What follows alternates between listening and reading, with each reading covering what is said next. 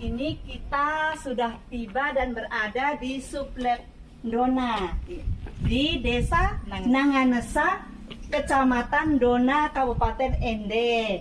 Dan kita saat ini mau melihat kondisi fisik Suplek Dona ini seperti apa. Koordinator di Suplek Dona ini Ibu Frida Puaupa, dan saat ini ditemani mestinya oleh Iren, kemudian ada Arum dan ada Siti Romatun. Nah, mudah-mudahan walaupun dengan kondisi seperti ini juga teman-teman bisa bertahan dan juga ikut menjadi agen perubahan di Suplek Dona. Nanti Ibu Frida, Ibu Ida akan menceritakan sedikit tentang situasi dan kondisi fisik di Suplek Dona. Kami di sini ini perbanyakan parasitikusus, itu untuk perbanyakan parasitit untuk pengendalian hama brontispa. Brontispa berarti pada tanaman Kelapa semua yang kami perbanyakan di sini pemeliharaan untuk pengendalian hama kelapa semua. Oke, ya. Jadi biasanya banyak serangan di sini, cukup banyak kan? Banyak. Kalau Tetraticus di 2007 itu yang serangannya berat dan sampai dengan posisi saat ini sudah bisa dikendalikan. Jadi sitnya bentuknya kecil aja begini, Mama. Oke. Nah, jadi ini kita kasih infeksi dengan pupa brontispa yang bentuk kepalanya agak hitam, jadi harus kasih infeksi. Oke. Ini larva, ini parasitnya sekecil begini, Mbak.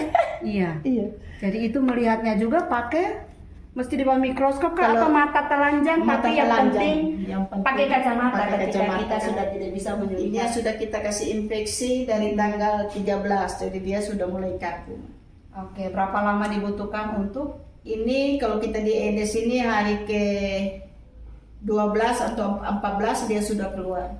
Selain parasit Tetraticus ini, apalagi? Sesar itu Selonus, Pak. Selonus ini dari awal lab dibangun masih di Worotolo dulu 84-82.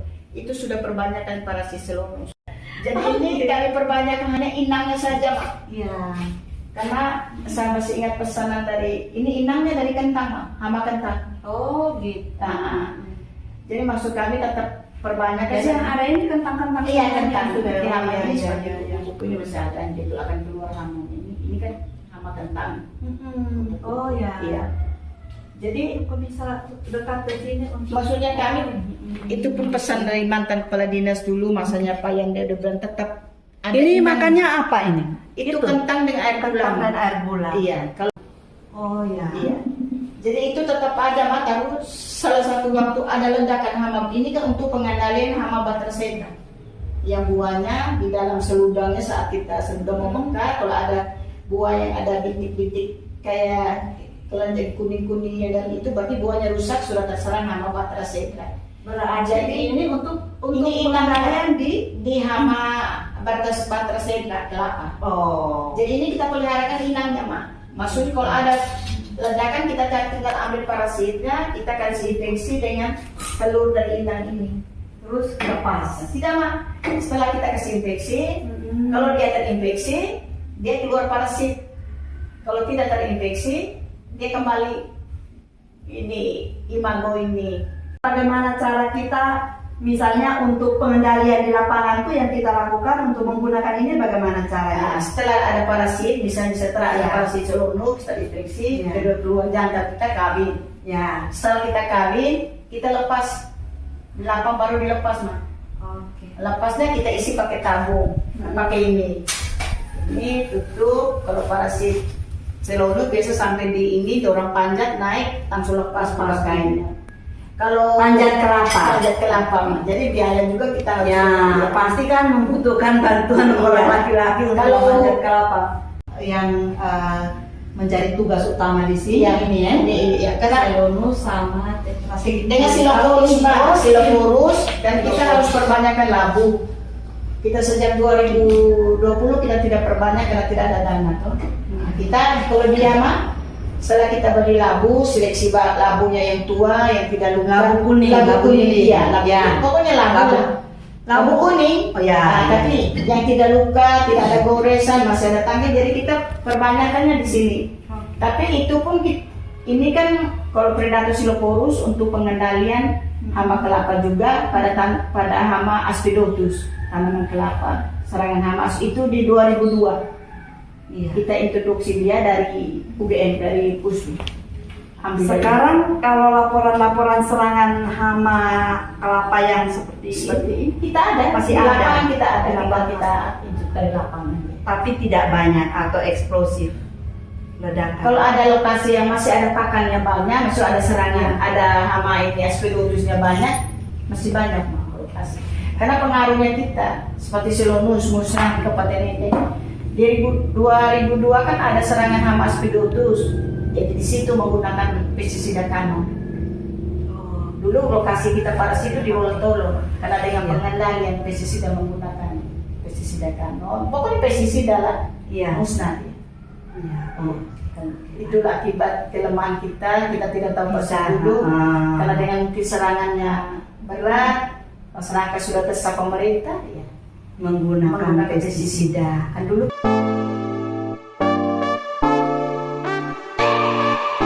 ambil daun Aspidotus, dari lapak kita bungkus dulu.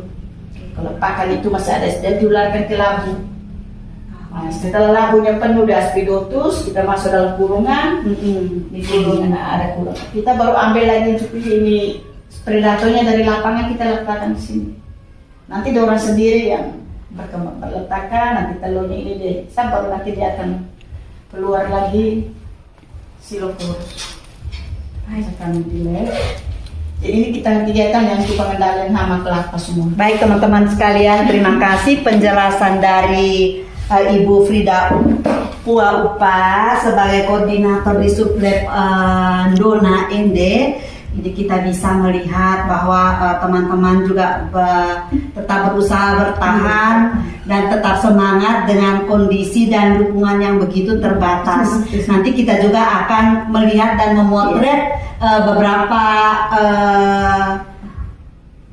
Keadaan kantor. kondisi fisik sebenarnya yang juga tetap tidak mematahkan semangat dari teman-teman Ibu Frida Pua Upa. Dan ini kita sudah menyiapkan generasi baru yang akan membantu untuk melanjutkan perjuangan Ibu Frida Pua Upa, Ibu Siti, Nona Siti dan Nona Arum nih. Semoga juga tetap semangat dan bisa juga menjadikan tetap Sublab ND ini, Sublab Ndona ini sebagai satu bagian yang memberikan sumbangan untuk mendukung perkebunan yang ada di NTT khususnya di Kabupaten ND. Terima kasih, selamat sore.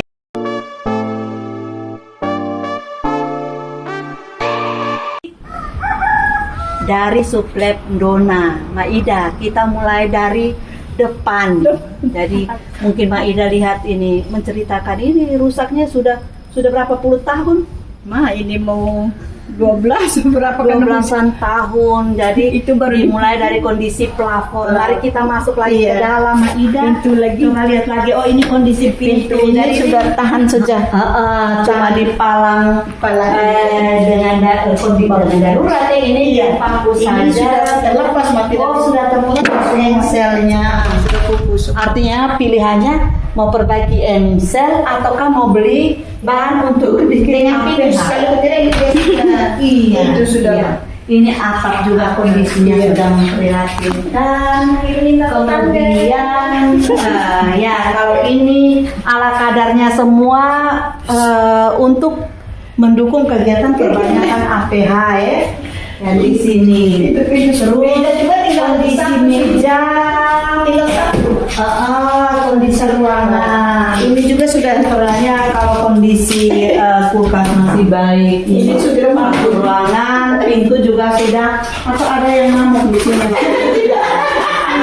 Jadi pintu juga sudah lapuk. Ini semua lapuk, semua ini. Kemudian ke belakang. Jadi ini ya ruangan ini juga tidak bisa digunakan. Iya, lagi semua karena sudah lapuk dan lantainya juga sudah rusak. Ini juga diganti kapan Pak Imam mereka. Ini juga Ini juga kamar mandi. Ini kamar mandi pun juga Ya, sudah. kondisinya Ini juga sudah bocor. Pintu juga sudah. Pintu juga sudah ditambal.